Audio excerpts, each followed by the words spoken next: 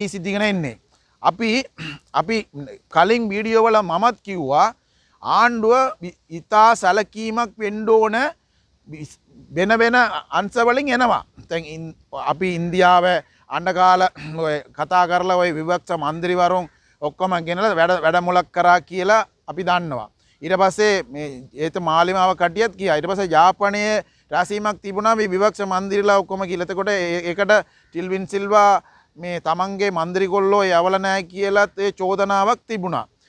එතකොට ඒගොල්ලෝ එතනින් පැහැදිලි වෙලා තමයි යවල නැතුව ඇති. ඒව ඔක්කොම කුමන්ත්‍රණයක් තමයි ඒක. ඒ කුමන්ත්‍රණයේ එක කොටසක් ඒක. ඒ කියන්නේ ඔය ඔක්කොම අඬකාර කතාබහ කරලා මොලේ හොදලා යවන්නේ තමන්ට ඕන වටපිටාවක් අදාගන්න යම්කිසි බලවේගී. හරි? එතකොට මෙවැනි පසුබිම තියදී තමයි මේ ඔක්කොම ඇනලයිස් කරලා තමයි අපි කිව්වේ ආණ්ඩුව විශාල සැලකීමක් වෙන්න ඕන කියලා. එවැනි පසුබිමක තමයි මේ බුදු පිළිම් කේස් එකේ ලංකාවේ මේ ඇති වුණේ.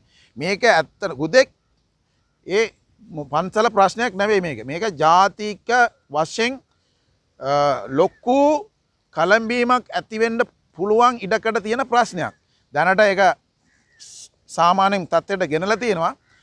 උසාවිය ඉදිරියේ මේකේ නඩු කටයුතු යන නිසා ඒකේ වැඩිතුර මම කතා කරන්න කැමති නෑ.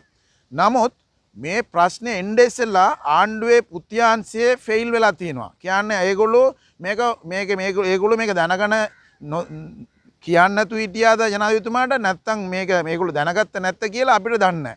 මේක ආණ්ඩුව තමයි හොයලා බලන්න ඕනේ. මොකද මේ රටේ කොයි හරි කුමන්ත්‍රණ ලිස්ටය නැත්තම් කුමන්ත්‍රණකාරී අසිරනවා නම් කවුරු හරි උද්‍යාංශයට කොහොමවත් ඒක අවු වෙනවා. දැන් මේක කොහොමද අවුන්නේ නැත්තේ කියලා ප්‍රශ්නයක් අපිට තියෙනවා. මේක රාජ උද්‍යාංශය කියන්නේ මේ රටේ ආරක්ෂාවට ඉතා වැදගත්.